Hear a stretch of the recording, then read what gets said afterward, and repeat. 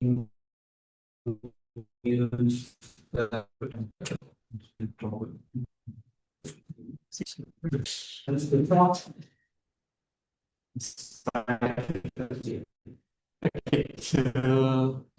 My name is Ahmed. I'm a PhD student at Lip6. Today we'll talk about our journey, how we found our lower bound on circuits using communication complexity. So this would be very easy talk. I think would be all the notions would be simple, nothing too fancy. So our story started with this. So they claimed they had some hardware design for Möbius transform. We will go over what's Möbius transform, etc. But what's important here, they said, okay, we get that works on 2 to the n bits using n to the n minus 1 gates. And in hardware, they have this benchmark area time. So you can design a small circuit, but it will take a long time to just to read the input, then to do the commutation. You can have a large circuit, and you can do all the commutation like in a single cycle. So to just count for these different sizes, they do usually the multiplication A by T as a benchmark for the circuit. Okay, so in the paper, they mentioned that for Möbius transform, they had 2 circuits, and the area time square benchmark for them, it was n log n. For the other circuit, it was n log square. And actually, this is very surprising because Möbius transform, if you look at the definition, it's very similar to fast Fourier transform as a matrix. So you define it recursively. And at the late 70s, there was work by Thomson where he found that the area time square is n squared. And here they have it n log n. And actually, they claim, okay, because they say, okay, all our computations would be done in a single cycle. So we have it we'll have it A equal n log n, something like this. So, yeah, give me a second. So we're trying to compute the linear transform. Yes, it's a matrix The multiplication. dimension of the matrix is capital N. 2 to the n. Yes, Capital N. yes, this one is something like this. And now you're saying that there's a lower bound saying that And the area and time square. squared. But what is area and time? Okay, so area is like the area of the hardware circuit. You just have some unit length. You say maybe it's 1 gate. This would be of 1 unit measurement, and time computed as a clock cycles. So area is physical. Yes, it's a physical area. Yes. Is the number of gates? Is that what area? And we will come to this because there are like 2 definitions of how do they compute the area. So there's something like area and time and vector. But I mean, here the area is like the whole physical circuit. That's Okay. at least that's the work for Thomson. That's for fast Fourier transform. I don't know what the area of the circuit is, but you're going to give us the definition. Yes, yes. So for us, this was kind of alarming. And then we tried to look how did they manage to find these bounds, because in the Thomson, they used communication complexity and they used some wiring, etc. And when we tried to look at the paper, they discounted that, that's all. They never included any wire. They say, okay, we have this number of gates and each, for example, constant, because all the gates are exhausts. So you just connect them and they say, okay, that should be something relative in this relative order. So that's in the thing. And this is not the definition of the area we're looking for. So we set ourselves to find some, because they didn't say this is the lower bound. This is this. They say the area equals size. Something maybe multiplied by a constant as depending on the technology we're using to design the circuit. So they had some numbers. They used something called FreeBDK. This is not open source. We have no idea how did they manage to find these numbers, and we couldn't replicate them. And in this talk, actually, we managed to say the area times square is not n log n. We managed to find something larger than square over log n square. And actually, if we try to find the graph, when these 2 bounds will take over each other, and it will take a little, it would need some large n until they start, our bound to take over the previous bound. But actually, in so many cases, that's kind of common or standard. We found that the lower bound is actually n squared. And we will talk about this. So now we have the motivation why we need to study Möbius transform, why we need to study Möbius transform, and why we need to find better lower bound. So in the rest of the talk, I will go quickly. Chip design is just how to start until the end. We will take Möbius transform as an example, but we'll not go into the details, just to give an idea how we define each concept. And then after that, this is like the main, the 2 and 3 are the main contribution of the talk. We'll talk about communication complexity, and the definition we're using is a little bit unstandard because the definition we found in the books is usually you have many inputs and single output. And when we try to who computes the single output, it's not really, it's not really an issue. It's just one bit to send it to the other party. But for us, we have like many outputs, and it's not very clear. If we ask each party to know the output, then it will inflate the cost of communication complexity. Then we'll talk about Möbius transform. We will introduce Möbius transform, and now we managed to find the lower bound. By will you mean it might? Sorry? By will you mean it might? Because you're saying that the lower bound that you have is for a one-bit problem. No, actually, the lower bound we found, it can be used for the many. Okay, we will define the communication complexity. So it will look at the definition we put as communication complexity.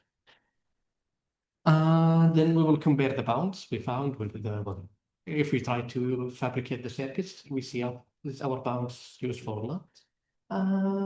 Okay, that's the most important. Okay, so at the beginning of chip design, this is taken from Google OpenLay. It was supported by Google, but they stopped. So the idea is the designer start with the like logical description. What's like, for example, if they want to compute matrix multiplication or multiplying two numbers, etc. So they write the program in like Verilog or VHDL. Then the program takes it to netlist, and netlist is like a graph. You have the gates, and it say this gate is connected to this gate is connected to this gate.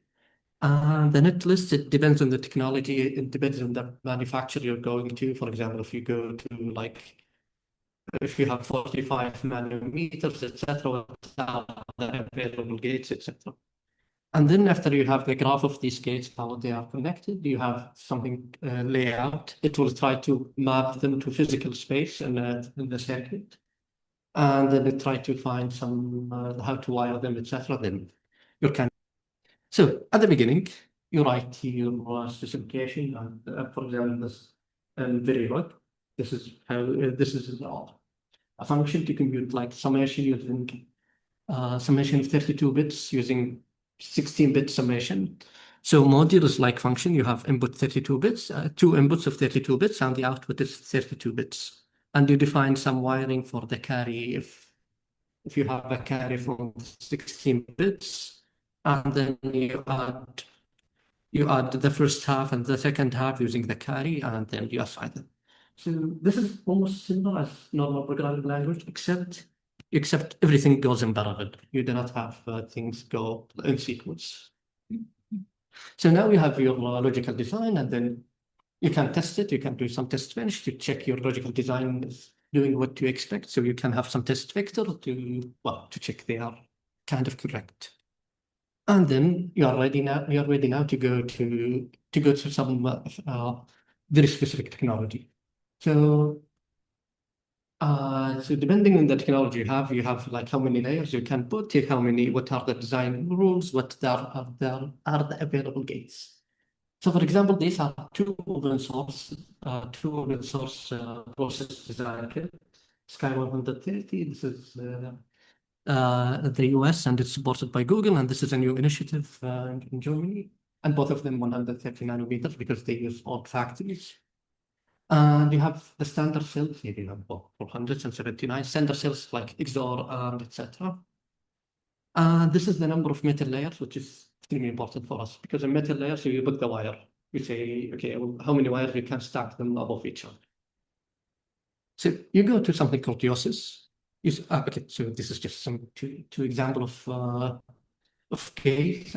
They are XOR with two inputs. They are the same, except this one needs more power to run, and it's because the power will fade out as you go in the circuit. And here above you have the entrance of the the entrance of the power, and I think A and B, this is the two inputs, and X is the output. That's not very obvious, but well, this is just some two example of two gates are doing the same computation, but they have different area.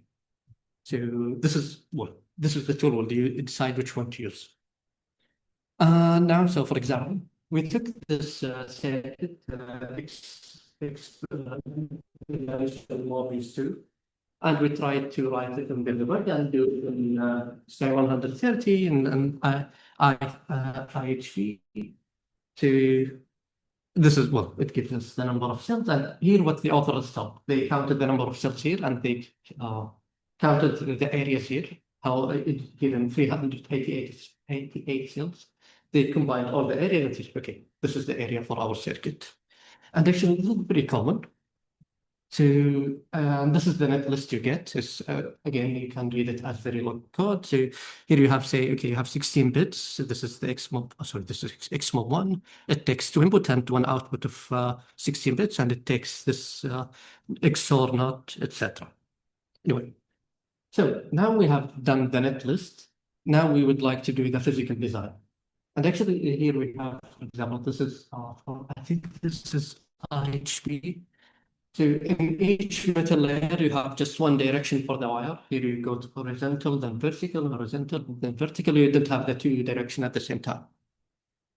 Can you go up and down? Yes. We will. No, otherwise we just. And yes, here when you have these all layers, this is Sky 130. You go up and down through these things. I mean, the gray here.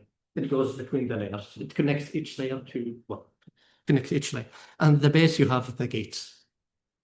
And this is the same thing for IHV. It's just different specification, but you get the idea. So the area here is like there are different layers that are there are areas that you can. No. I mean, you count the area as 2D. You just count the number of layers. You don't count the number. I mean, you count the area from length. The maximum in a layer. Because the number of layers is fixed. It's always fixed. Yeah, I mean, in 3D, you don't go to, I mean, the layers only have the wire. Yes. Is that right? Yes. I saw so you have the gates all at the bottom, and they each have like sticks, and I have to connect the sticks. Exactly. And you have to do it without crossing wires. Yes, So without that touching. that as some kind of topology. Yes, so actually you have you have some minimum width wire, you have some spacing between them, you cannot go. You have pitch, and you actually each component has to be in a grid. So if you allow unlimited amount of layers, then area should really just be the number of gates. Sorry. If you had an unlimited number of layers, then the area could just be the number of gates, because you can just pack them together and make whatever colors you want. I think you will lose the factor of square root if you do 80 square, because I will show you in the proof. Then because I mean, when we do it 2D, when we do it 3D, we will lose the square root thing. Well, no.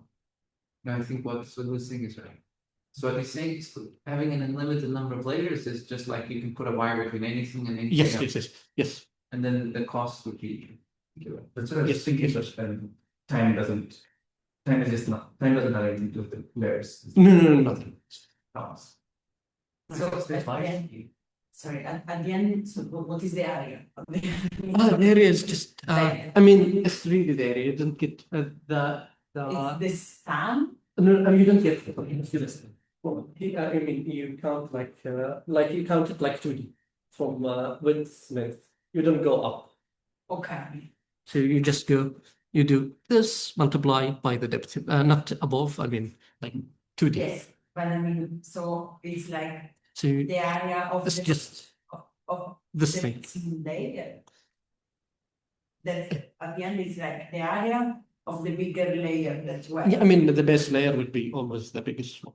The bit where you have the gates, and then I mean, you can say they are almost the same because you would have different. So you would have you can have empty space. You can. You can have empty, yes, you can have empty space. Right, but the issue is that the connections might be so complicated that you actually need bigger methods Yes, to that's- do all the gates, right? Yeah. So that's the issue. So you have to find a nice way of routing the signal Yes, so that you don't spend at least not much more. So a lower bound should be the number of gates times the area of each gate, right? So that's a lower bound. Yeah, but this you is could need more. yes, but I mean, our argument, you can get something way stronger than just doing the number of gates multiplying by their area. I mean, here they just kept, for example, Sorry, what? Can you get that? here they just counted the number of gates and say if we try to count the area, we can go to, for example, we can use this one. This one is just the number of gates, and we can improve our lower bound just by going with wiring if we introduce the rules of wiring. Oh, that's interesting. So it's some kind of topological. Now, you're saying that if I just care about the number of gates, it turns out that n log n will do it. Yes, But when I start having to take into account the wiring, that I have to route the wires, and that I only have like a constant number of layers, and so on and so on and so on, it turns out that I can do a better work. yes. That's so interesting. So you will get way better. Yeah, it's actually good. So we were here. Okay, so we had this kind of rules, and then we use these rules to get some bound. Okay, so this is an XMOP one for 32 for 16 bits. And well, this is just the circuit. It's just nothing. We cannot nothing interesting. So the idea, not the idea. One of the things why people just report like number of gates multiplied by the area for the gate multiplied by the number of gates is because, for example, if we just want to count the number of gates multiplied by the number of gates, the runtime was almost 5 minutes, and this is like optimized thing after optimization, everything. And this is the closest to circuit complexity, it's just to count the number of gates, and that's it. And for example, if we want to do the layout for the same circuit, for just doing one layout, it took us almost 20 hours. And this is not the optimized one. We need to do, again, we need to change the chip dimension to get maybe something closer. Because when asked with the program, just we give it the chip dimension and try to find the routing. No, I don't understand. What do you mean it took you 20 hours? Okay, so this is the layout. So But that doesn't matter. That might take long, but once it's done, then no, so what it does, it gives you give the dimension of the chip, like you want to put it like in 30 micrometer. it runs an optimization program, and in the end, you get the layout of the wires inside them. Yes, but I mean, you give it a box size, you say, put the chip inside this box size, and you can change the box size, maybe you'll find something smaller. So it won't automatically give you the smallest box. No, it will not give you automatically the smallest box. Okay. So It takes 19 hours then. it's just you give it the one box, you say, please put the chip inside, try to put the chip inside this one box.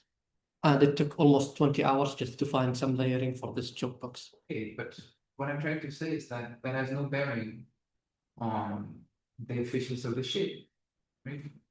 It's some laying out the chip is some optimization problem. Yes, yes. That might take long, but once it's done, you don't have to do it anymore operation. Yes, but I mean, at the end, if you say like put it like in 3x2 chip, like this dimension 3x2, and when you calculate the area, you ask the program what's the area, it will say 3x2, 6.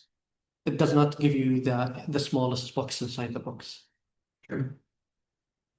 Yes. You try to say, give me something to put it inside. No, you're misunderstanding why I'm asking this. Like, I don't care. So when I'm thinking of the efficiency of the chip, I don't care how long it took to pack it, to find the best possible packing. I don't care, right? That might take long, but once you've done it, and now it's done, and I just build it. You can build a million of them. You don't have to do it ever again, right? Exactly.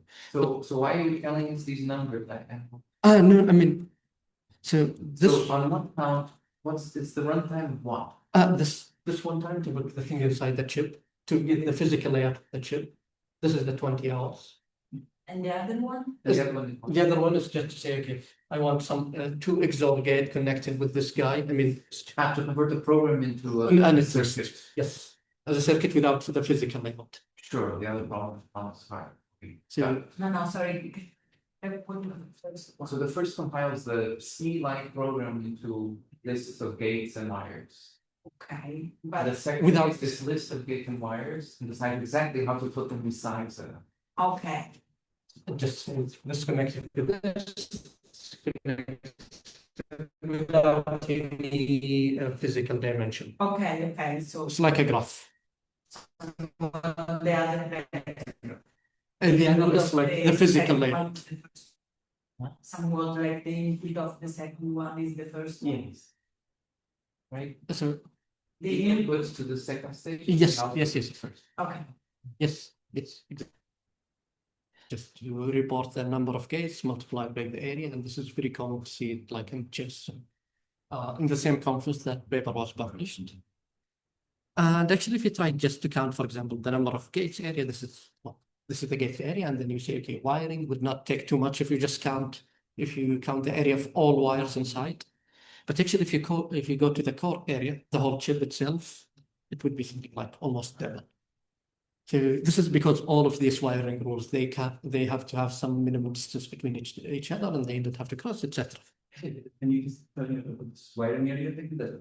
I mean, the wiring area, it took, like, this is a wire, this is a wire. It took like all the wires and compute the area of the wire, because each wire has like some. But can't the wiring area happen on top of the gates? Like, Yes, but I mean, for example, let's say here we have two wires. So it computed the area just occupied by these two exactly. oh, without caring about. Yeah, without care. This is just Ah, empty space. So just counting. Okay, going just adding This the still requires some kind of physical layout to yes, say it's wiring area. yes. So this is an example of sorry, you could it but it's not something more similar like volume, sorry. like it's like 3-dimensional.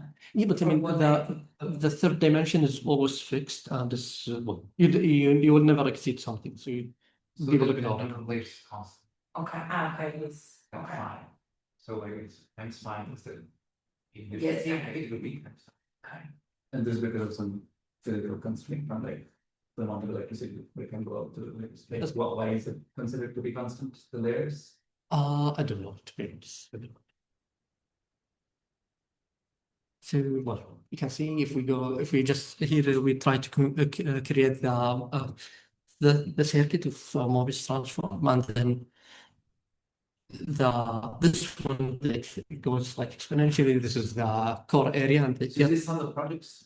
so Is this how the project started? You were trying to yes, implement.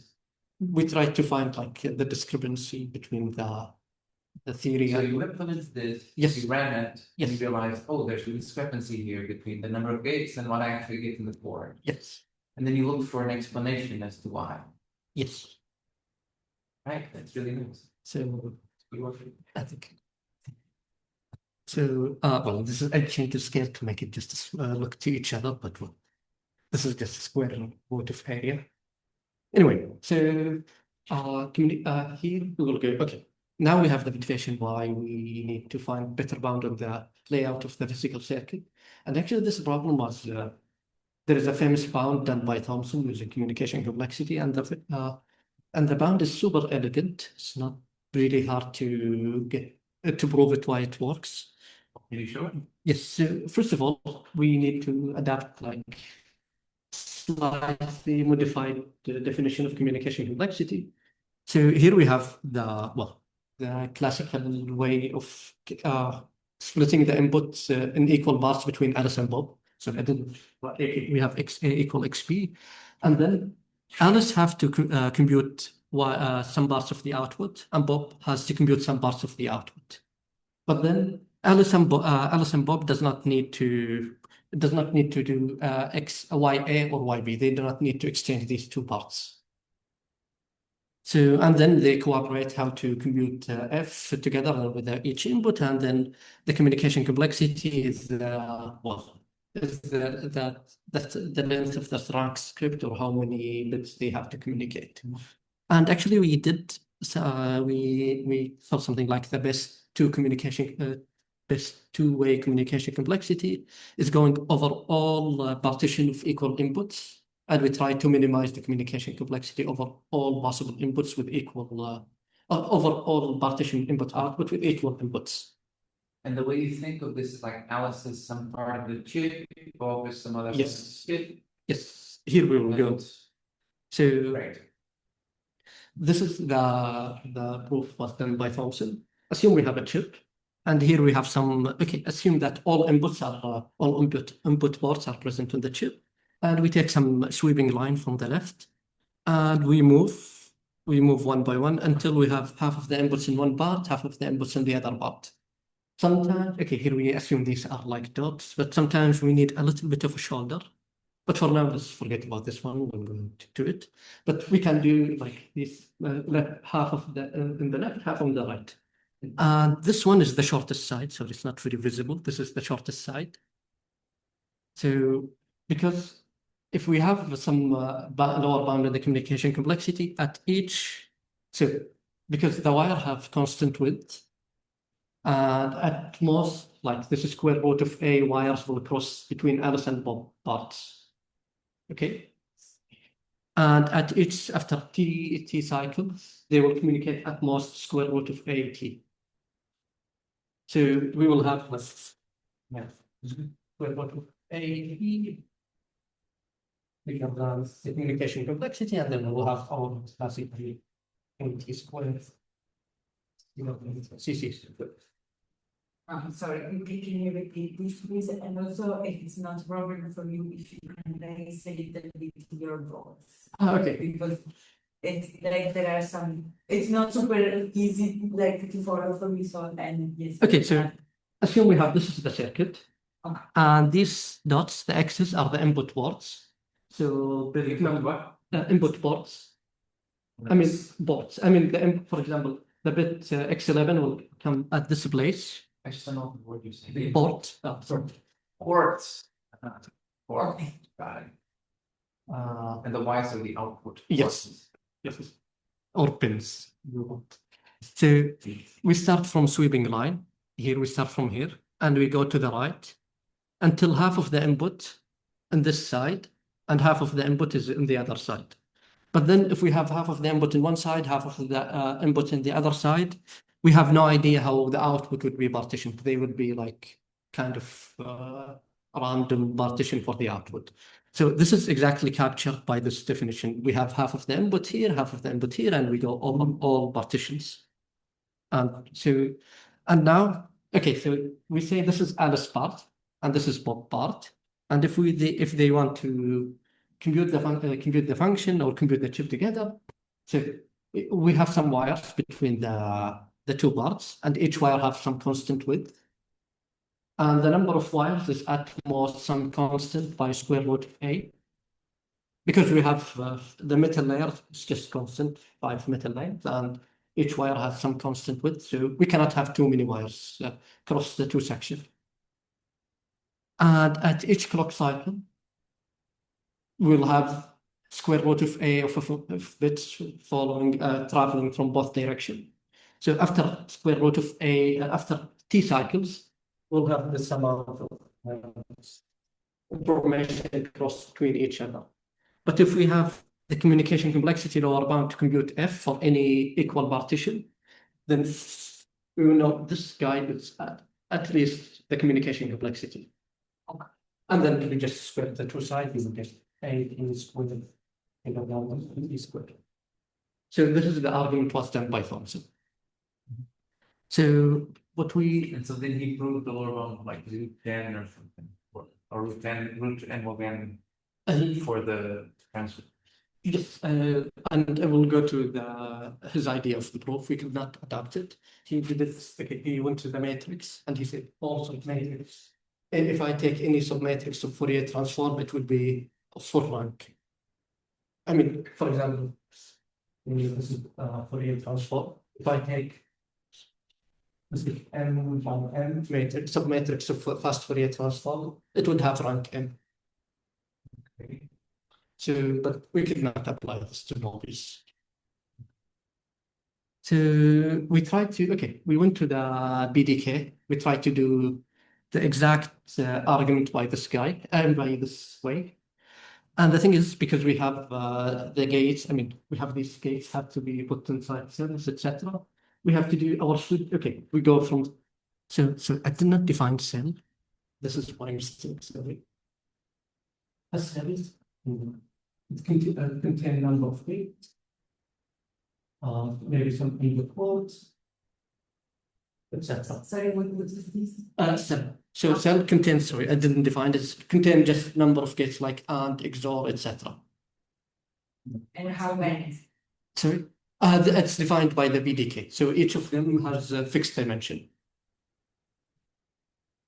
So assume you have your circuit defined, you have your circuit and it has cells, and each cell had to be like in the grid, etc. And then we try to do the sweeping line. So we go from left again to left to right, and we try to get until we have almost half of the input ports on one side, half of the input ports on one side. So here we assume that here, if we take the green cells with all these gray cells, that would be almost half of the input ports. And here, if we take the orange cells with all the gray cells, would be half of the input ports, except this red one. We need to split the input ports inside the red cell one few to the right, few to the left. And we wanted to make this cup not too long. We wanted to just keep it always as some relative order to square root of A. So these shoulders going left to right, they are not very expensive because they are constant. The cell width going this side is always, we have always a maximum defined by the BDK. So, yes, so we can go and by constant number of them, and then that's fine. The most annoying part was going inside the cell. Why do you need to go inside the cell? Sorry? Why do you need to go inside the cell? Okay, so here, for example, when you do this, sometimes you don't have exactly half of the inputs on the left, half of the inputs on the right.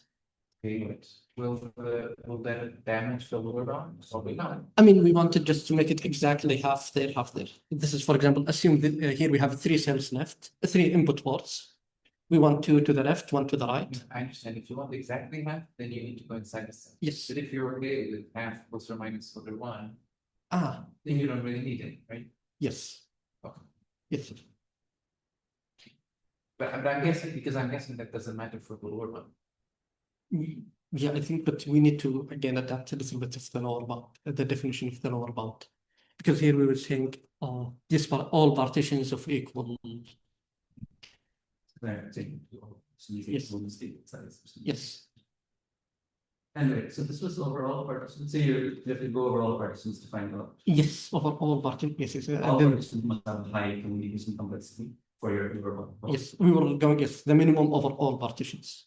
Yes. Yes. And over, you also have to partition Y, but that you. Yeah, it can, yes, it can be very random. Why? The lower bound will hold no matter the partition. Yes. So it's equal splits for them.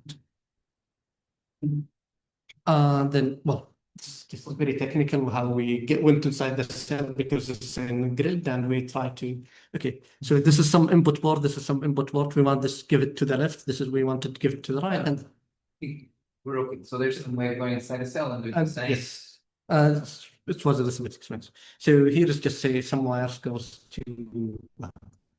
everywhere. This is the rotation circuit. Okay, so we had 80 squared lower bound, but the thing is, sometimes we didn't have all the input ports inside because in the Fourier and the Möbius, they said, okay, if we have any input ports, then the area would be larger than n because we have to accommodate all the input at the same time. And then the thing is, how would we would like to find a lower bound in the area if not all the input inside the circuit. So again, actually, here we use communication complexity again. So just an example, assume we have 64-bit function, but we take 8 bits of inputs at the same time. So how we would want the area, then actually, So I didn't get what's this. okay, so the lower bound, we have A to square bigger than something. Let's say R. And we have some area is bigger than I don't know, S. Then you multiply these two together, and then you can get AT bigger than we both others. But if we didn't have, we'd like to find also a lower bound of the only the area, not AT squared. So here, usually what they say, okay, they say we have all the inputs at the same time going to the circuit, and we have, okay, this is the area is lower bound because we have to accommodate all the inputs at the same time. But if this is not the case, then we can derive some lower bound on the area using communication complexity. What you're saying here on the slide is your function does take 64-bit inputs, but your circuit still doesn't need to have 64 inputs. Yes, it takes 8 bits, for example, at a It time. only has 8 parts. Yes. It has 64 inputs, so you always have that lower bound. Yes. So here we define again this similar way, but this is one-way communication complexity. Here, the same partition for input and the same way of partitioning, but only Alice talks to Bob. And then the one-way communication complexity would be the minimum number Alice has to minimum number of bits Alice has to send. And because we are going over all partition, actually we have this. We can have these things and the two-way communication complexity because we go over all partitions. And how would we use this to bound something in the area? The idea is simple. But how about the upper bound? Oh, that's what you mean. Yes. So the idea is that assume we have 8. We assume the first half of the input when take the time until the first half of the input arrives. This is Alice would simulate the circuit, and then after she simulates the circuit for the second half of the inputs, Bob will simulate the circuit. Then Alice has to send this amount of bits to Bob, and she needs to store these bits from the circuit so Bob can read them off. So this would be like lower bound in how the memory would flip-flop on that circuit. So if we improve the two-way communication complexity, then we can bound AT squared and A at the same time. So that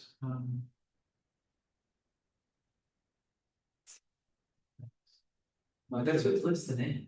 Sorry? I mean, the one-way communication complexity function is less than the number of input bits. Always. Oh, what could you repeat? Sorry. The one-way communication complexity is less than N. Yes, I mean, can always send. yes. I mean, she can send all her inputs. Yes. So, oh, I see, but now the issue is that the number of input ports might be less. Yes. So, I'll get confused. When you say first half of the inputs, here you're assuming the input can come in a staggered way. So when you say first half, we mean with respect to time. Yes, exactly. This is yes. So it's kind of it was writing time simulations. So when we say first half of the inputs, it's first half of the inputs with respect to time. And the first time step you get some of the usual second time. Okay, some block probably understand. Just some. Yeah, Yes. whatever you decide. I mean, for example, this is when like 64 bits, when the first 32 bits, 888, I mean, after 4 cycles, this is Alice, first 32 bits, and the last 32 bits would be Bob. So that's why you're partitioning. Yes, exactly. And this partition depends on how it's given to us the input. Here has to be a system. So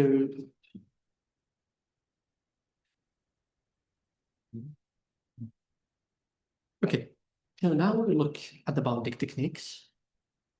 The basic way is, well, the flow argument.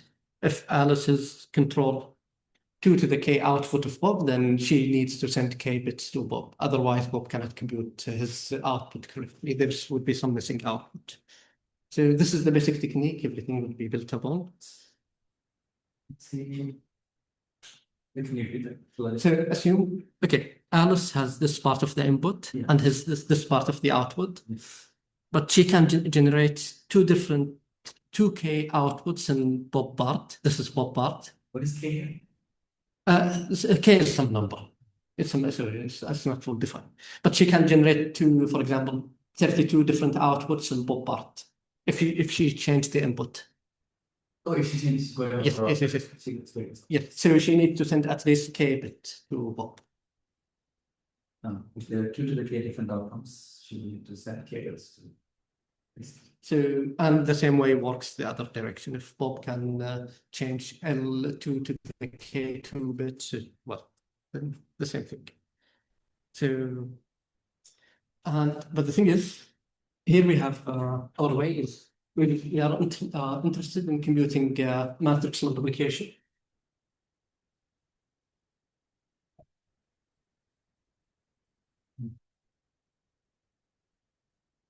And we can define, okay, assume Alice control this bit of the input and Bob would like to compute this part of the output.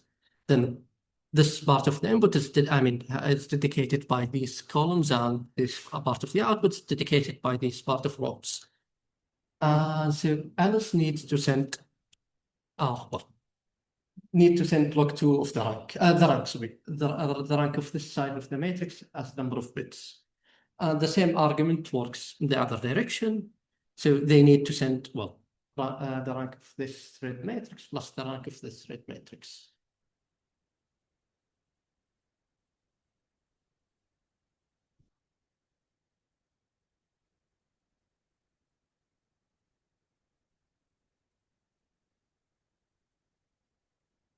So, yes. So in past Fourier transform, what Thomson did is that you can define any problems. Any submatrix, this would be for rank, this would be for rank. So the communication complexity would be half.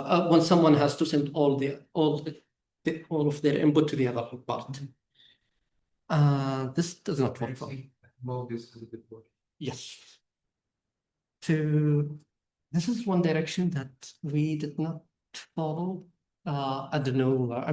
I just found this. I think it's a Möbius transform is over Garber-Field 2, mod 2. So we don't have we don't have the spectrum. We don't have the definition of the norm. But the guys in the matrix rigidity, they say, okay, the minimum number, for example, in Hadamard, they say, okay, any submatrix of Hadamard with A rows and B columns has rank at least A, B to the n. And the proof used some spectral method. And if you go to mod 2, I don't know how to define some kind of the norm over mod 2. So this is just some honorable mention. And I would be interested if these techniques can be applied to finite fields. So what we did, we tried to compute it numerically. So here we have, because the input partition has to be balanced, Alice has to have the same number of input bits as Bob. So we need to search for 2 to the n minus 1 input partition, and because the output partition can be at random anything, then we have to search this space to compute the best two-way communication complexity. And this is extremely large. So there is a technique just to eliminate one of them, for example, the output partition, space on the Metroid, making things as Metroid. How many of you familiar with Metroid? So we'll just go as a definition, nothing fancy. So Metroid is kind of generalization of linear independence. So you have a base set and a set of independent set. And then you have just two things to check. If you have an independent set and subset of independent set, then it has to be independent. And if you have two independent set, one is larger, you can take an element and add it to the smaller one. For example, you can take a graph and take the base set as the set of edges, and take the independent set as any sets of the edge that does not contain a cycle. So if you take any subset of that edge, then it does not contain a cycle, because the bigger set does not contain a cycle.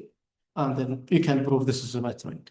What's really interesting for us is the row indices. You can take the row of a matrix and take the indices of matrix as the base set, and you say, okay, I would have this is an independent set if the rows are I1 or I2 are linearly independent. And then you can just say, okay, if I have sub rows, if I have 4 rows, then I pick who are linearly independent, I pick 2 of them, they will be linearly independent, and then I always can add an extra row if I have 5 rows. Okay, so I need to finish with this. I'm sorry. So when you say linear independent in the row matrix, Sorry. you said the row matrix, you define it as. Yes, so I did not define. So this is my bad. I did not define this notation. This notation, I will take this row and all Yeah. columns. Yes. So yes. But linearly independent over what? I mean, as a vector. I mean, as a vector space. Over reals or. No, I mean, if the matrix defined over the finite field, then over the finite So field. it's general. I mean, so it depends on the matrix. Yeah. And where it's defined. All right, so this is the usual notion in this linear algebra independent. Yes. This is linear algebra, but it's just encoded as matroid.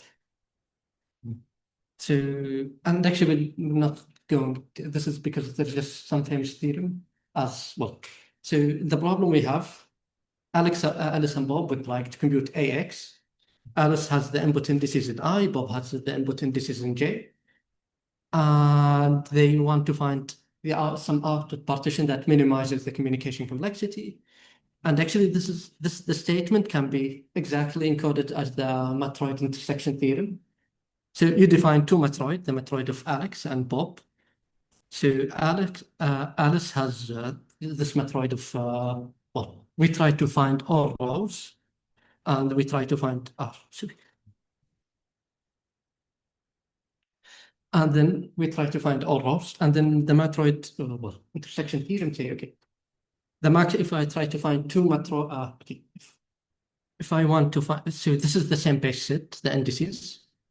So just one more thing to be clear, when you say Alice has the inputs, we're talking about inputs of X or. Yes, so this is a set of indices. Yeah, but Alice has the inputs are both A and X. Sorry? Both A and X are given as inputs or only. No, X? A is the matrix. A is They would, the- yes, A is Yeah. the matrix. They want to compute it. Yes, so X is the input. Sorry? X is the input. Yes. That's me. But it's not that before we were considering as like part of the matrix. Like, Yes. I'm a bit confused. So earlier we had this picture of matrix Yeah. multiplication with the vector. So this is AI, you see S star I. No, so we're trying to relate this to an earlier picture that we had of red, green, Yes. Yes, it is. red. So S star I is Yeah. these columns. But you said this is Alice's matrix. So in this setting, X is to the input. Okay. So Alice is only given the bottom half of the input vector. Yes. And this is one specific part. Yes. And also half of the matrix. No, the I mean, Alice controlled these parts, these columns will, I mean, This is not the communication. Sorry. yeah, so you've colored that blue, but that's not an input. no, this is not an input. This is just this part of matrix that dictates this input, how these inputs will go to the output. Yeah. That partial will be interact. Yes. So this part of the matrix will interact with this part. And this is in the context of your flow argument, saying based on how we change Alice's inputs over here, how is this going to affect the output Yes. part involved and stuff? Yes. But that matrix is fixed, Yes. so they both have access to this matrix. Yes. They Yes. both see it. Yes. Both of them knows it all by every entry. Okay, It's just what I'm saying here. This part of the matrix, this will dictate how this part of the input will influence the output. I mean, if you do it as a matrix multiplication, when you do row by column, yes. You don't see how many different. so what actually belongs to Alice is just The that input. part of the input. Yes. And you're saying like by using that part Of the highlighted of the fixed matrix, then Alice can get that part of. No, wait. So here's something like this. This is the complete picture. So Alice's, this part of the matrix all here red and the blue will influence the blue one in the input, but the red one will influence only the part of the blue one that will influence the green one. That part. So if we want to see how this blue affects the green, So actually the blue is Alice's input and the green is Bob's output. yes. Okay. So this red part of the matrix will, if it's 0, then Alice's input doesn't matter. Yes, exactly. If it has rank k, then there's 2 to the k ways. So there's 2 of these. Yes. There's 2 to the k ways in which, by changing the blue input, you can change the cross input in 2 to the k ways. Okay. Because the rank is k. K. So, and this is over mod 2. So we have, Yes. so I didn't specify that. That's specific. Okay. Right, and that means that Alice has to send at least k bits to Bob. Rank of that. Right, that's very part, right? Okay. So now, so if the inputs and outputs were fixed, this would in itself give you a lower bound. Okay. I suppose the input bits and the output bits are fixed. That's how it goes. Okay. Then this gives you this rank in this red part gives you a lower bound Yeah. on the communication component. Do you think that it's not the positions? Well, the person. The part that goes to balance, the part that goes to bottom. Suppose that's fixed. Then the rank of this is the lower one. I believe the rank of two. Right, so Ahmed's issue now is that we're actually trying to minimize this over all choices of rows and columns that are without this. Okay. It's not always okay. Like, Yes. it's a bit possible. Right, because maybe this red part is hard, but if Alice and Bob redistribute their inputs, so the rows and outputs, the rows and columns in a different way, maybe the ranks are just easy. Yes. Okay. Right, and so it's trying to figure out what's the minimum and he's telling us that there's some algorithm that will do it. It will just reduce the search space, but it will be always exponential. So the thing is, yes. So it will reduce the search space to 2 to the n instead to 2m plus n. So that's, but you still have it exponential in the input. I suppose. So that will allow you to plot the graph for 8 more. Yeah, actually, 8 more. because this matrix multiplication is kind of expensive to test each one of the search. So I will give you the numbers we try to find.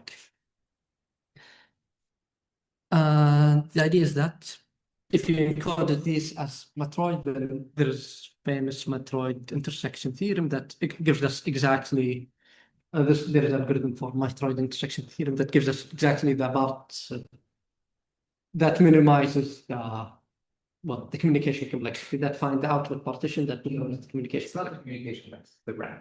The rank, yes, sorry, the rank, which is the sum of the two ranks. Communication complexity would be high. It's the sum of the two. That's the top right.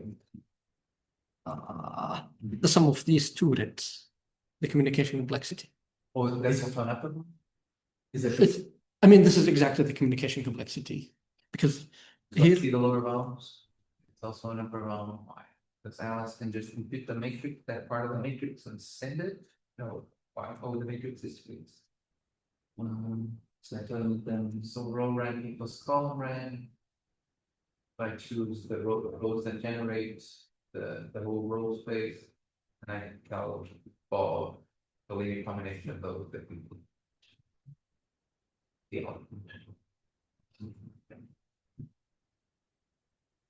All right, so I agree. so well, it will minimize the rank, and then okay, so we tried this with Möbius, and We can at least look at trust line. So this is the theorem. yes, so the theorem says if I have two matroids over the same base set, and I would like to find like some matroid and the largest intersection matroid over the same set. So I would like to find largest independent set that is, well, yeah, both in GA and GB. Then it would be exactly the minimum over this partition field. And this is what we're looking for.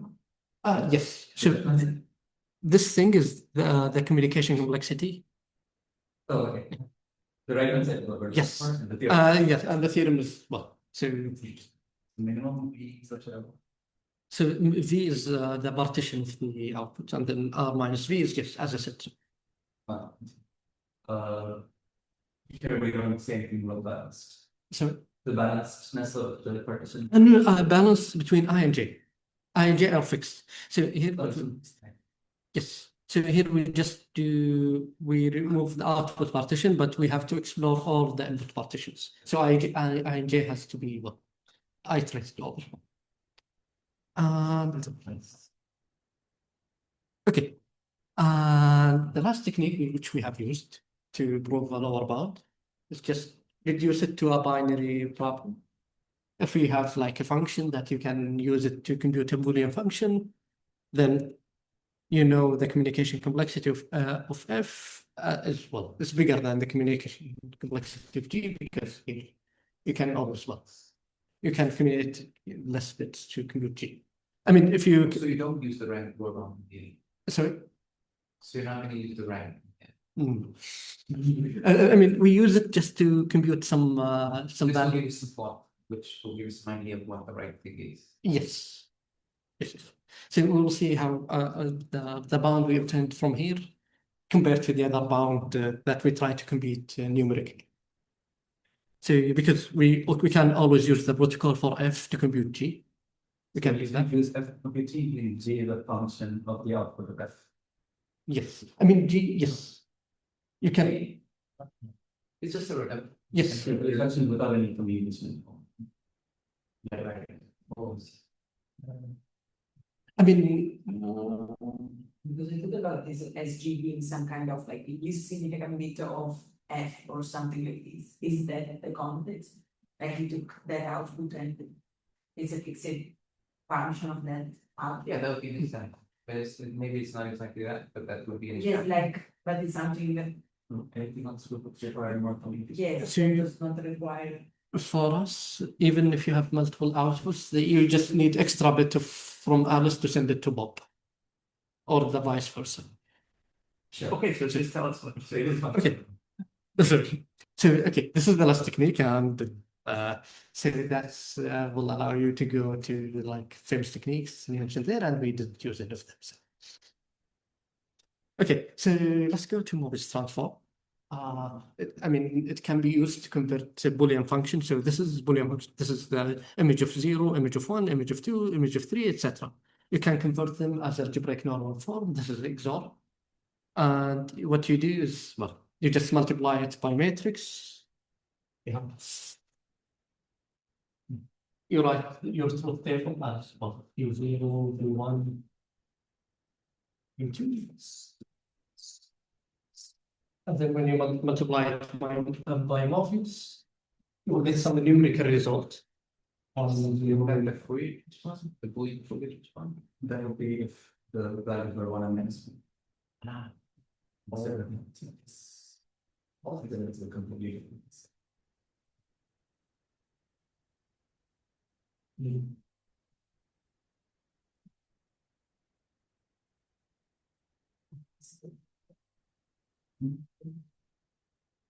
And yeah, it's So if it's m bits, you read the output as m bit. Okay, you read the index, you say this is the index of 0, 0, 0. So I know x 0 to 0, x 1 to 1, etc. would have coefficient y0. This is, for example, here coefficient y0 was 1. Here we have x0 to the 1, x0 to the 0, etc. So, and what? We continue, and this is the coefficient of these monomials. I'm not sure where you get your exponents from. Okay, so okay, you write this. Let's say this is n bits. You know, I know how this derivative works, but like, why is the second exponent 1 in the top? X0 to 0 is 1 to the 1. So this is the coefficient y 0. This is 0, 0. It tells you the exponent if you read them as n bits binary. So that should be 0, 1, dot, dot, dot. So here everything.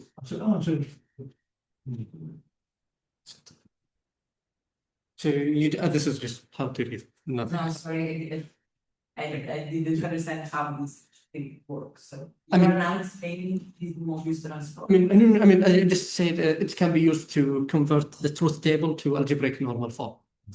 Alien. Okay. Yes, so that's easy. It's not important at all how it does it. So this monomial linearly in what? In real over R? Yes. What we're trying to do. Sorry? Over Z2. No, over F2. Where Yes, yes. This plus R is also. if I look at these monomials, right? So they are the.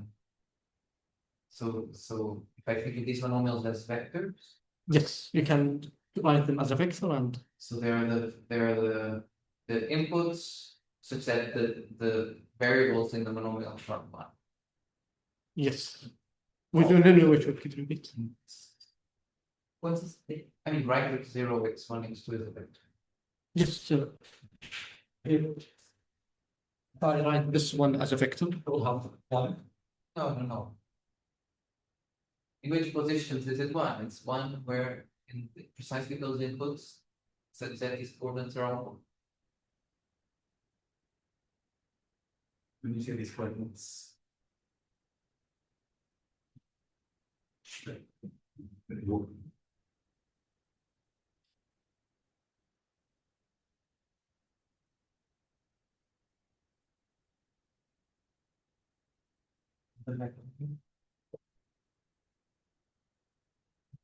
Oh, you can look at it backwards.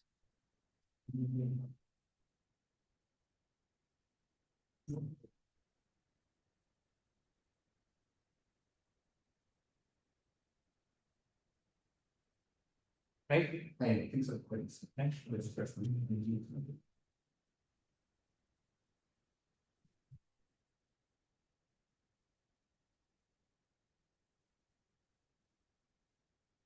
Right, this is the transformation from the right side to the left side. And the vice versa. It's the same thing. It's the same. And now you're saying that if I take two of these vectors and I do their product, no, You multiply sum them. them, what? No, they're linearly independent. Oh, that's what you mean, right? Or what? No, I mean, this one is to obtain this one from this guy, we multiply by Möbius transform. We multiply by the Möbius matrix. We still have to prove that they're basis, or No, I mean, it's just to say Möbius, if I get the truth table as 1, 0, I can get the algebraic normal form by multiplying by Möbius. Yeah, you just assume that here. Sorry? I think Bruno's trying to see it. No, I don't know how to prove it, sorry, sir. If you want to prove why this give you, I have no idea, to be honest. oh, wait. So if you No. see the rest of the, yeah. Okay, no, but I mean, I won't understand. Otherwise, I don't know what the Möbius transform is, right? Okay, so You can make. You can try it, right? So this should be like the vector for this corresponding to this. Now I suppose to take some other, right?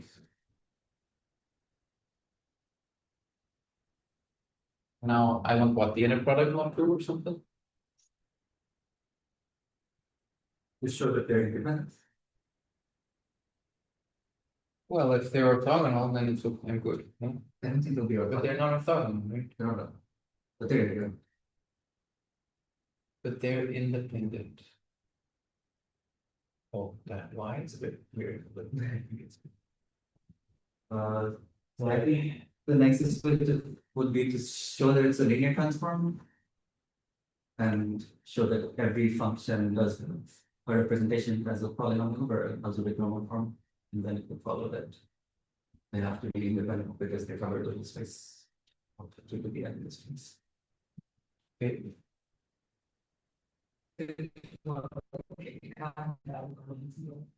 And people, yes.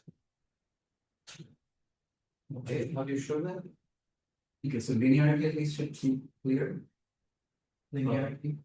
If I add two truth tables, yeah, that will do it's this. the same as adding two. Yes. Yeah, if adding one to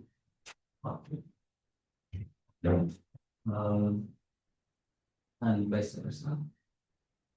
So. Every polynomial gives us a truth table. No, we need to show that every truth table has a polynomial. That's it. This should not be hard. You just write the It's not weird. No, it's actually, how many monomials are there?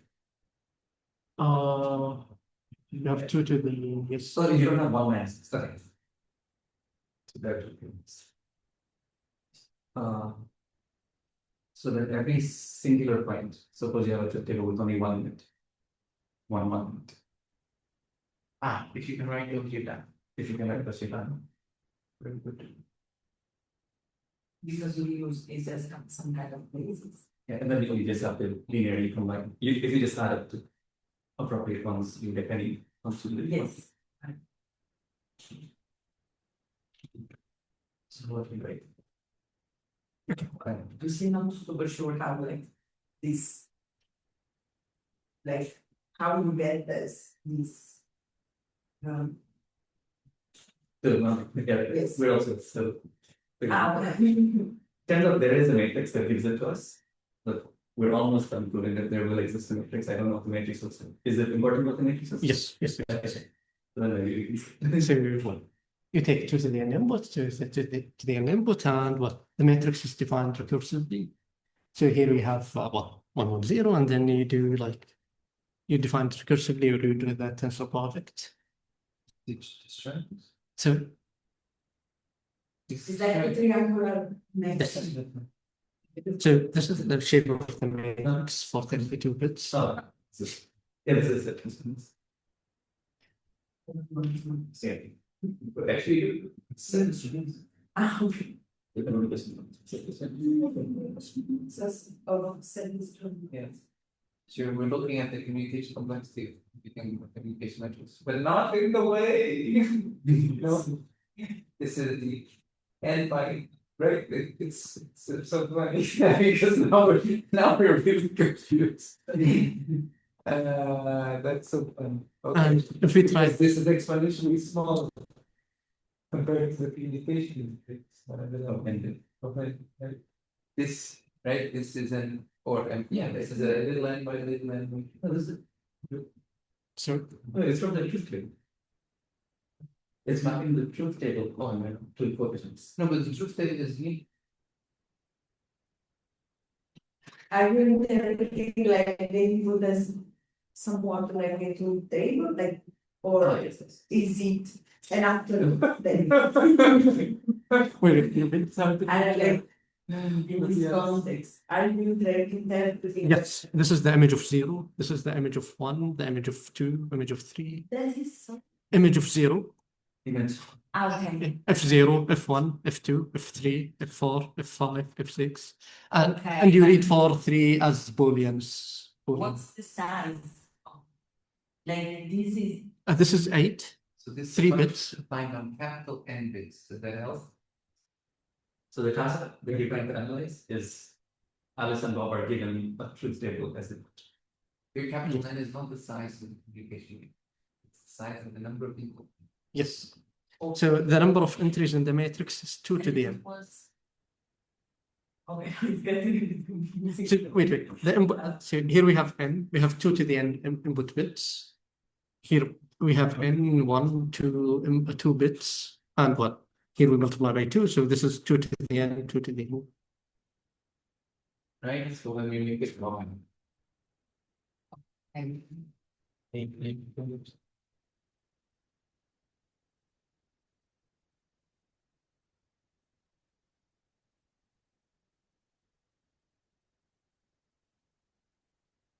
Yes. some of these are to Alice. And the rest would involve a half of them in some way. Right? Yes. So the communication matrix of this problem, right? It was size 2 to the X big A. N. It's 2 to the big N. Yes. Big. Well, like, 2 to the size of A times 2 to the size of B. But it's good. Right? Okay, so it. 2 to the N Y. Oh, that's your turn. So it's something else. I think there are some. Listen. Under the section. I'm also guessing. Really confusingly, the entry of the communication matrix, right? What is it actually? So the output, what's supposed to be the input, right? It's mx. Okay, so this entry here is m x, Okay, where well, m is a linear function, so m is a matrix. okay. What is m actually? Oh, it's the communication matrix extension. Which is really funny, but it's a coincidence. So this, the communication matrix, is not the Okay, it's just that like your function, like is is Is- the what- linear function that comes from this. okay.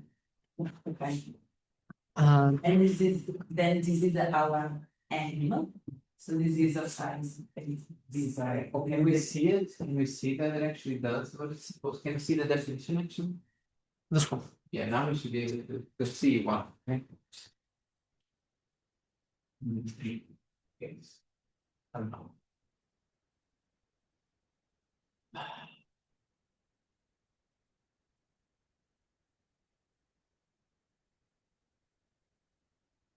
I mean, we now. What do we want to show? So. Okay, so it is. If you can show it for all weight 1 to tables, that would be enough. And x not and And then of, let's say, identity on a specific input or a specific input. X constant. So no. what is X? So what's What are you trying to do? Verify this is doing this transformation. Okay, because this then is a Möbius transform, so this should do like the row. No, what are going to be like because the row. this is a column. Sorry, this is you can read it as a column. It's a it's an index for or they're indexed by element strings. Yes. For example,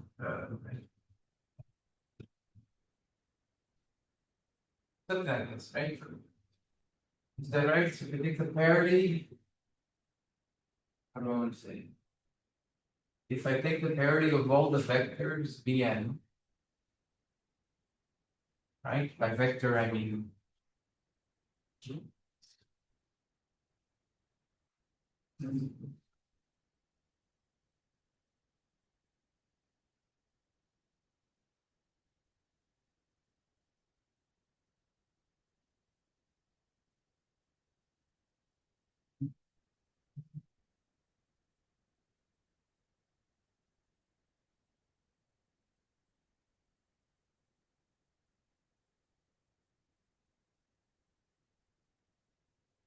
Like this is the vector of the monomial m.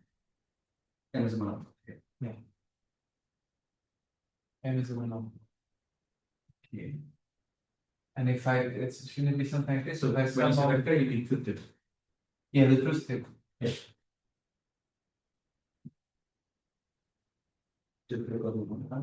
Which is that's the and right one.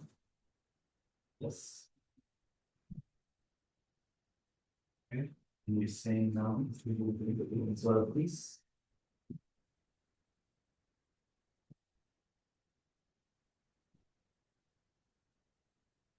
And if I sum all those all these truth tables for all entries that are one in row X, it should be exactly. That's the like. Entries that are one in row X, you should get exactly this. And the truth table that's one exactly on this. Isn't that it? So X is X is just an empty from 0, 1. Yeah. Is that wrong?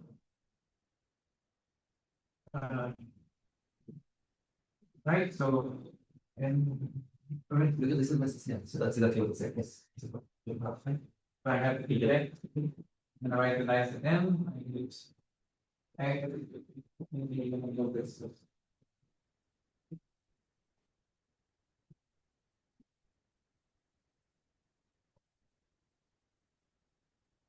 This. Make sense? Yeah. Wait. Okay. Okay, let's try. So what are we doing? What not? What? No, it's And if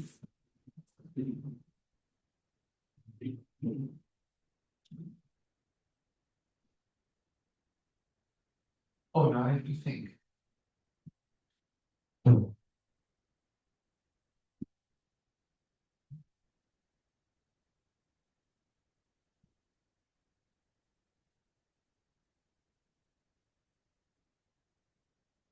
right.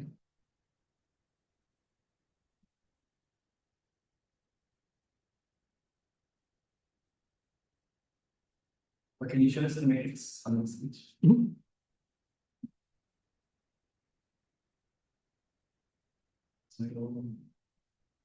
So nothing is zero. No 0.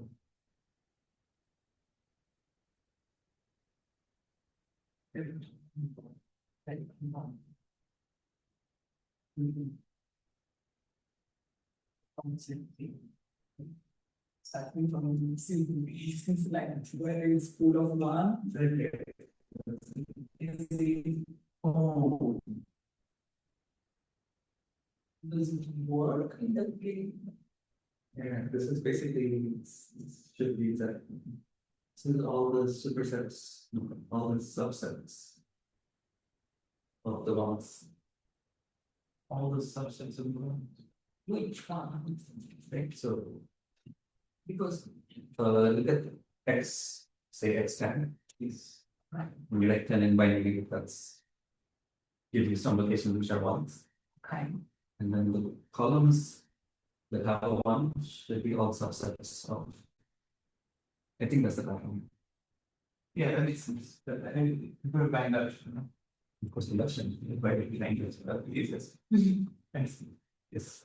So if X is empty, the only subset is the empty set. If X is one, both of them are in. Right, so now you take.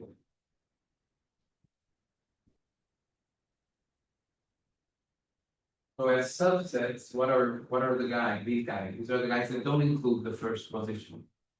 These are the guys that include the first position. Right, as the rows. So here, here, here, then one. Something like. Right, these are the rows that belong to the first and second. All right. What are the subsets of this guy? Well, the one in the previous case that it's the guys that have 0 and subsets of this. Right, which by induction is this. If you have a 1 on X though, both the guys that have a 0 and a 1 that position are subsets of this. By induction, right? Because so now Finish the other part.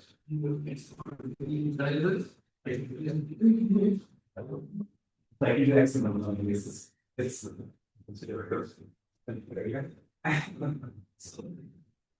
let's do it by an example. So let's say x is equal to zero.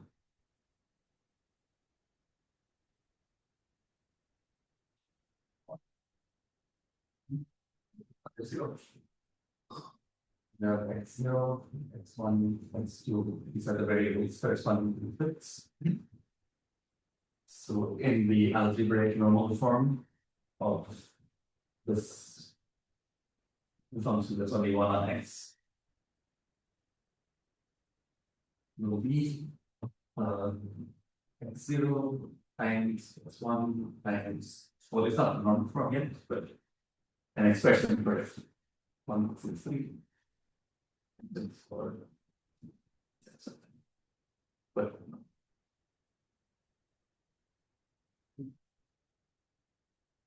so now this multiplication is just over 0, 1. So the only way this expression is 0 is if x0 is 0, or x1 is 0, or x2 is 1, 3, 0 is where it's 1.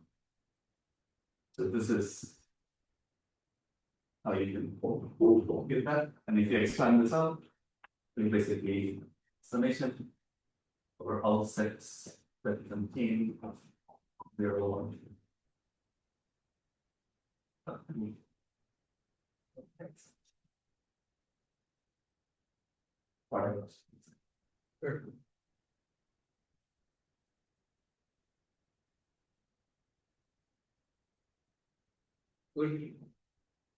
This is the same as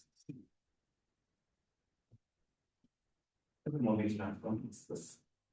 It's set of things. Okay. How did you get, sorry, that I'm just really confused to understand the first step that you have done, like, Breaking this thing.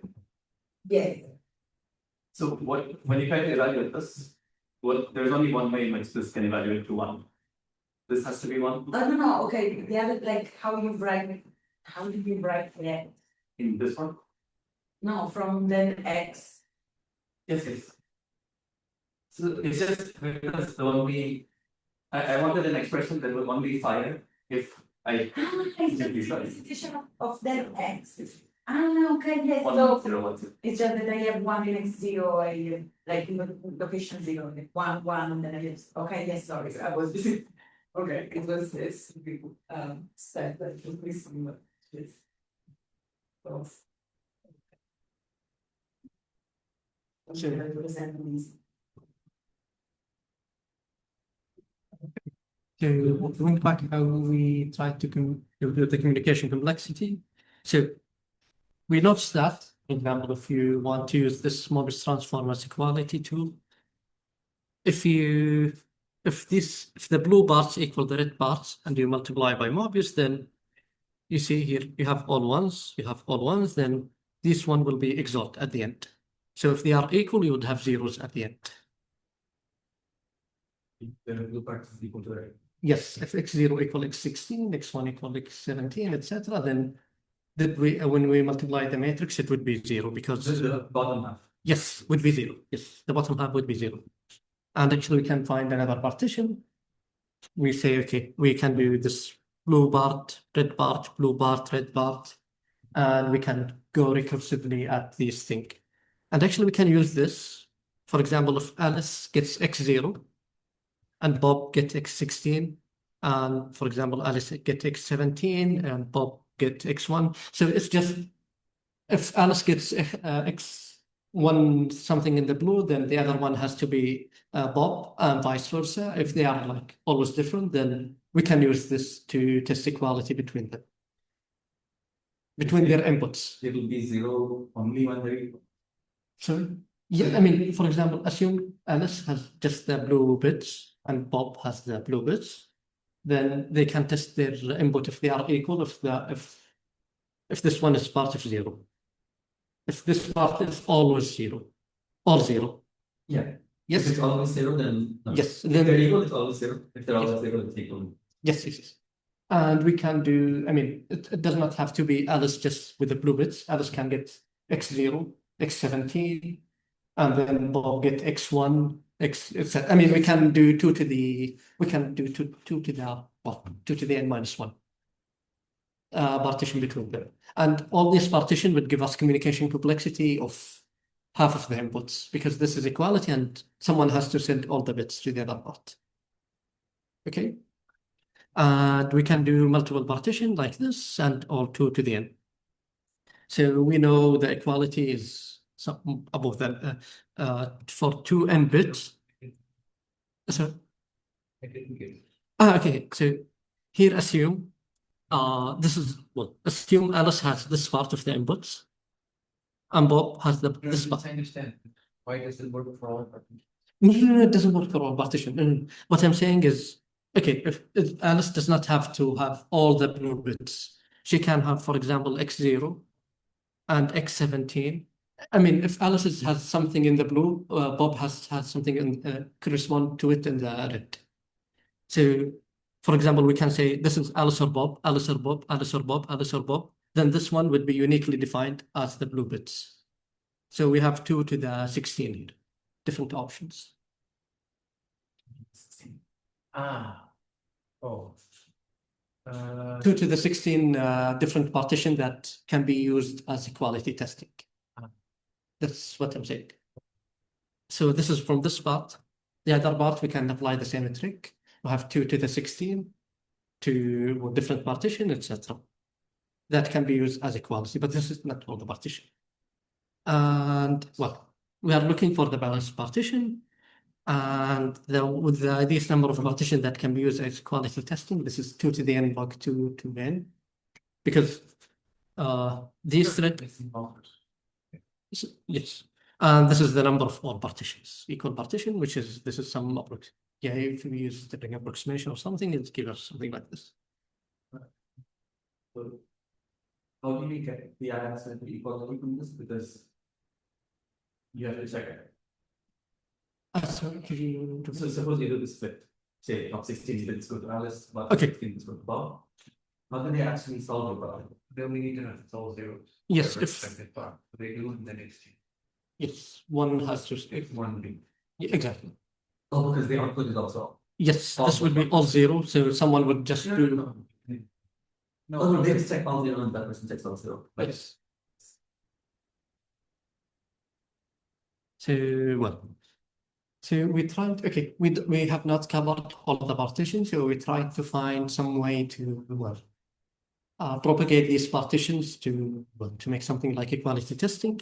So what we did, we say, okay, put the input as vertices, add an edge, if and only if we can compare these two inputs using Möbius. So for example, in this red-blue configuration, we can compare x0 to x4, x1 to x5, etc.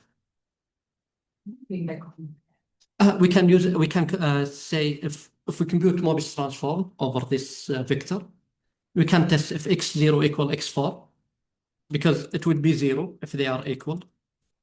So this thing. By ignoring. So x0 would be equal x16 if and only if after computing Möbius transform the x16 is 0, y16 is 0. Because when you do the matrix multiplication, you will go by this row, which will be x0 and x16. Okay. And the same for other thing. But they have to change the other bits.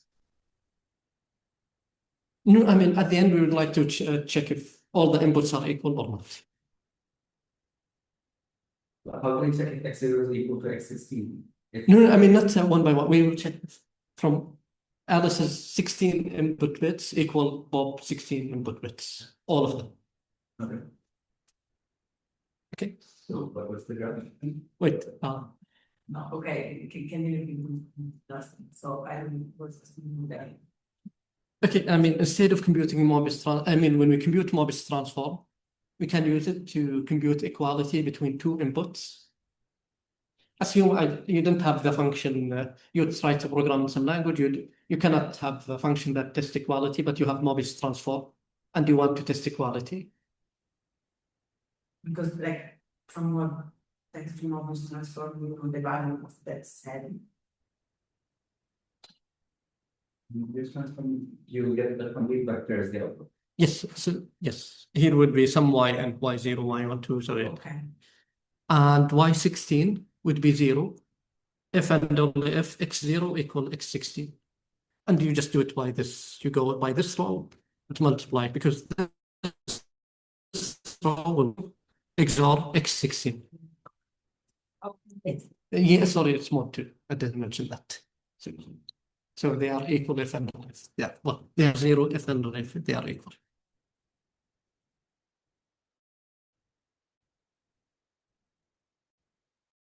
So we actually and these two vertices as an equality. But the thing is that sometimes you can only test two vertices with an inequality, assuming that other two that if you already tested already. This is the case in the examples. Yes, so I mean we can test all of this. This is one configuration. We can test all the four together. And different configuration will test all these four together.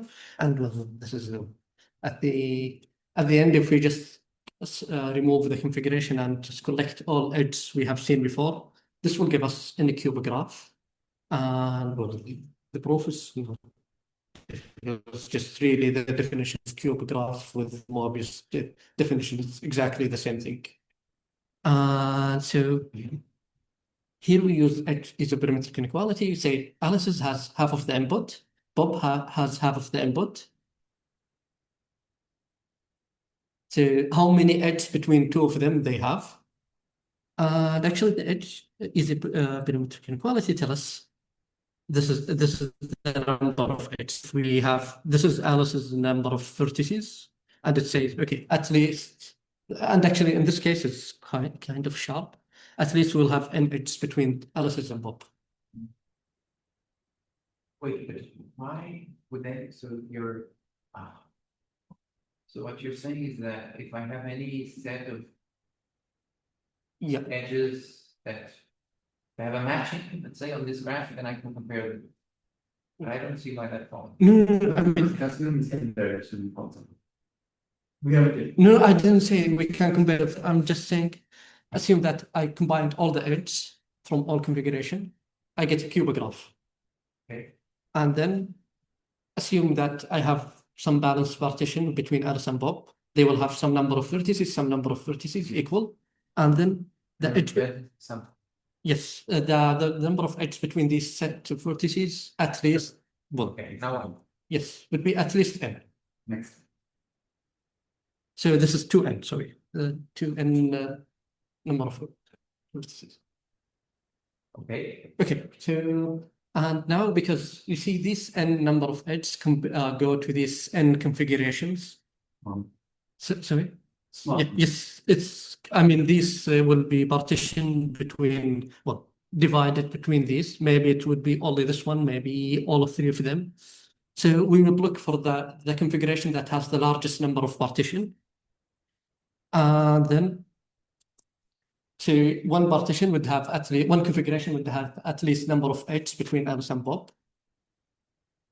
So, I mean, at least this number, and then Alice, they can now compare their, they can compare at least this number of bits between Alice and Bob. Alice will put zeros and the things that she cannot compare.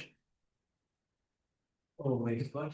Sorry, I'm not getting it. So let me go to the matrix. So, okay, let's say they share, this is Alice and Bob, this is Alice and Bob, but these two vertices is just Alice's. Both of them are Alice's. So this one would be just, I mean, it would be some noise. So Alice. partitions are the ones that just did. Sorry? The canonical partitions are the ones that. Yes, these are the canonical. Yes. Now you're saying basically any partition would be. Yes.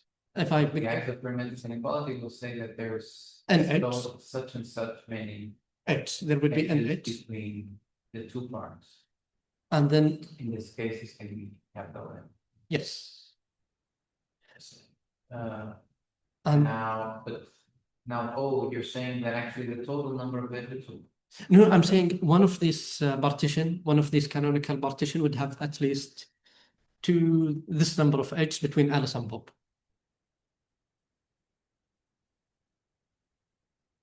Now, because you're saying there's only log n, log of 2n canonical partitions. Yes, exactly. And all these canonical partitions have disjoint edge sets. Yes. That. Yes. Right? Yes. Then, because you have at least n capital N edges, well, at least capital N divided by the number of parts edges have to be in one part. Exactly. See that? And then Alice, just for example, say Alice has x6 and x2. Okay. She can just put them as 0, not to build the matrix, because these cannot be compared if Alice on on this bit and this bit. Alice now has two inputs. Let's say she has x2 and x6. Yeah. And this is the canonical partition we'll be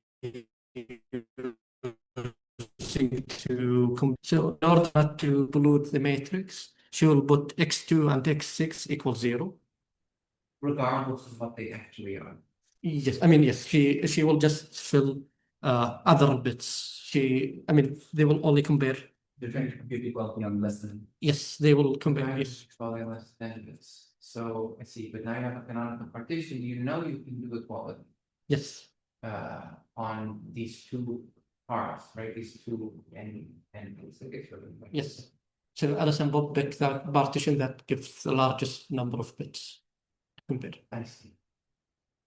And then so this. So now I see. So now if the two inputs are with Alice, just pretend they're equal. Yes. So any difference has to be a difference with Bob's input. And now you can do it. Yeah, good. Yes. So this is the lower boundary we found. And the canonical partition would be n. Each one of them would be, you can compare all the input bits. So this is the special cases we were talking about. I mean, if Alice has all of these, Bob has all of these, then they can't compare in bits. So this is the canonical partition. And here we have our lower bound for both of them. So I think now is the moment to do some comparison between the theory and, okay. So here we try to do it using rank method.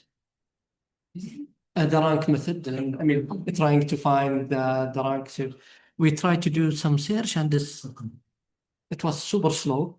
So do you think it might be tight? I think it's super loose because, for example, in in 16 bits, this is the lower bound we gave, and this is the one exactly that done by the rank. So That is the number, sorry.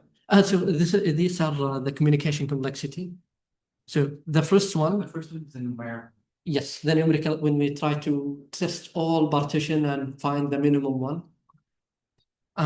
This one is the lower bound we just proved. So when you say the lower bound, we just proved. It's like n by n. Yes. Just exactly n by one. And overlog 2. And that's what you're pushing by. So for example, in 16 bits, we have what? So you actually, this makes you believe, and how much would it be without the logging factor? It would be n. I mean, it would be just, That's a lot. It's you think it's more than n. That's and actually, it would be like full communication complexity. Someone has to send the full input, but this is not the case because here the n. It's not n. So Here would be or something. So, oh, that's so literally n is the. Shit. But in terms of small, the bottom row is 2 to the n divided by n. Yeah, wait. And this one. Range. Print. So.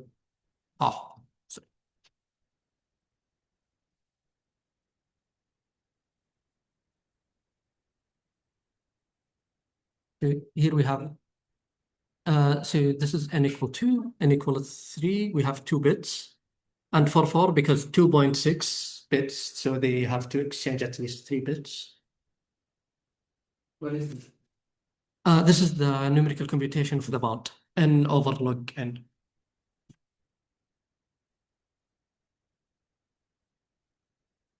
This is the table, the lower row of the table. Yes, exactly. So, and I took the scaling function because if they have to exchange 2.6 bits, that's 3 bits. And this one is okay. So here the full communication complexity when Alice sends all her input would be 8. So Möbius transform is not full communication complexity in that sense. It's not 8, it's 6. This is the minimum. And for this guy, we found something like 12, but maybe it could be smaller than 12. So we did not finish the search. And here the same for so it should be 16. This is the largest communication complexity when someone sent, but we found something with 12, and maybe it's smaller than 12. And here the same, it's 32. It's 32, but we found something with 22, and etc. So, and this is the lower bound. We see there's kind of big difference between two of them. Okay. So, maybe I think our lower bound is super loose and well. Okay, so we try to go to hardware again to find the area and try to refute the numbers they gave. This metric intersection problem is not even, there's no like good approximation algorithm. No, it's search for like the best thing. It's find the minimum. Yeah, it's solid. It's a solid. Yes, But so if so the reason they stopped the searching, we can still have to iterate overall partition. Oh, okay. Which is still 2 to the n, so that's pretty big. So the metric is a small part, but why? It's 2 to the n, it's not that big, no? No, but then you do matrix multiplication. So, I mean, you try to do So some it's matrix. to the end like the Yes. that's right. So we went to the hardware set. We tried to do some hardware bounds. And okay, so this is the core area that we found by using OpenLane. And this is the netlist area. This is from just computing the number of gates. That's that one. Yes. And this is our bound when we try to add all the factors for the circuit. So our bound is really bad. Oh, here is the one. So- The next picture. Yes, okay, so the next picture, we try to cheat a little bit. We say, okay, in the canonical partition, when we have like half of the input at first part, half of the input in the second part exactly, we'll have communication complexity, full communication complexity. And that's the, So until here, the program stopped at 11. We could not do not the netlist, not the core area. We stopped at 11. But I mean, doing the netlist is easy because you just can multiply the number of gates by the area. So the graph kind of continues more or less smoothly. And for the core area, we have no idea how to extend it. And this is our bound. When we try to, at 17, it will take over the gate area. well, what's the quadratic fit in the blue curve? Sorry, What's the quadratic fit of the blue curve? I didn't try, to be honest. Huh? I have not tried it. Oh, good. But this one is just the formula. Number of gates multiplying. I To, didn't understand why you were saying you cheated a bit here.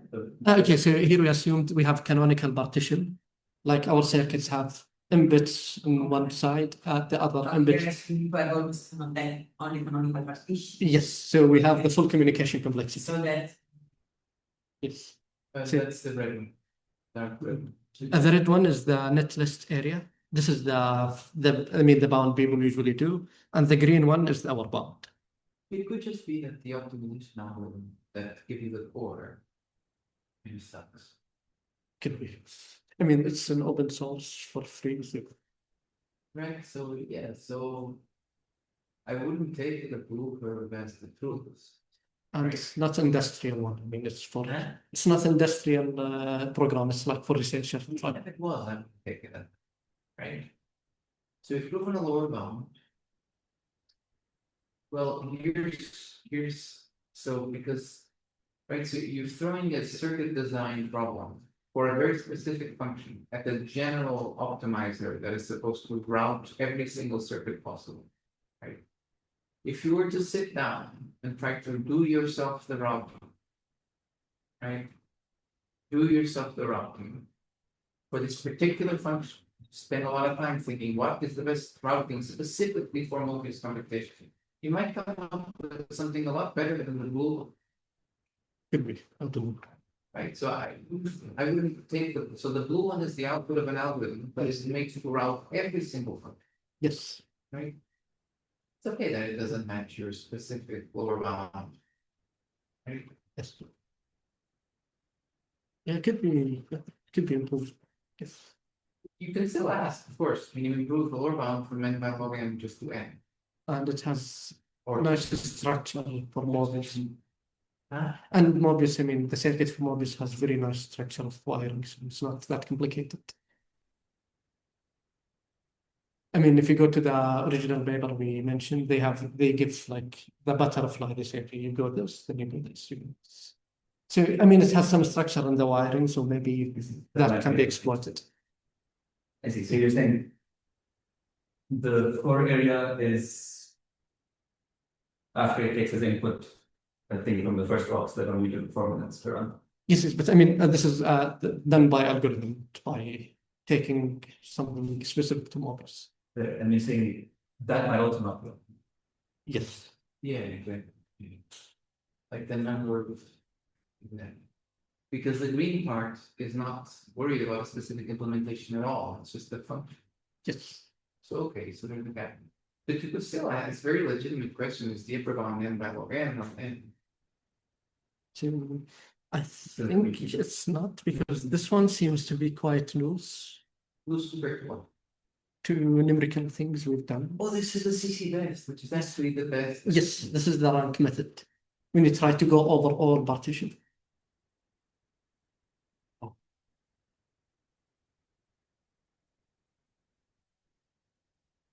How about the CC best compared with just just n? Or So this one would be 8.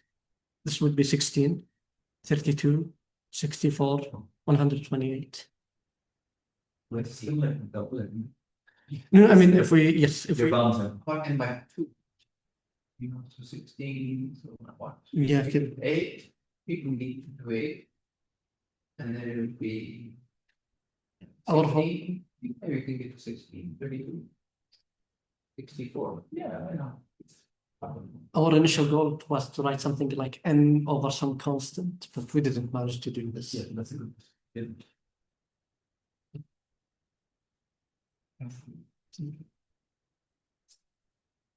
How confident are you that So how confident are you that say the correct answer is I think this is quite confident because I think it's, what we have? yeah, it took some time without improving, so. And it's less than the 16, so. Okay, so this talk has kind of officially ended. This was I was trying to see what I'm trying to work on, but if you're interested or not, then. So it's just anyone familiar with analytic combinatorics? So, anyone familiar with analytic combinatorics? So I mean, it's so the idea is really simple.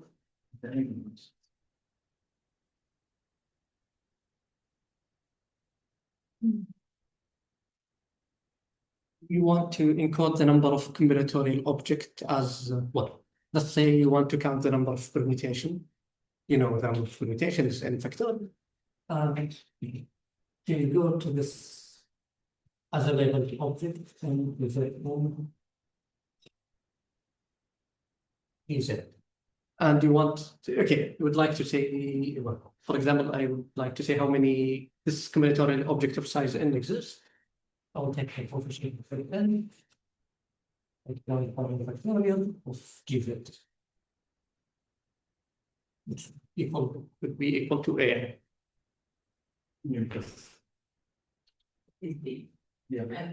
No, I mean, okay, so an equals like some number of combinatorial objects.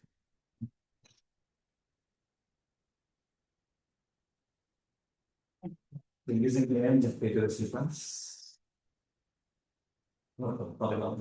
Sorry, okay, just some like, okay, so let's do something like this. Equal 1 over 2z. Forget that about the factorial. This would count the number of sequences of length n, which would be would have to get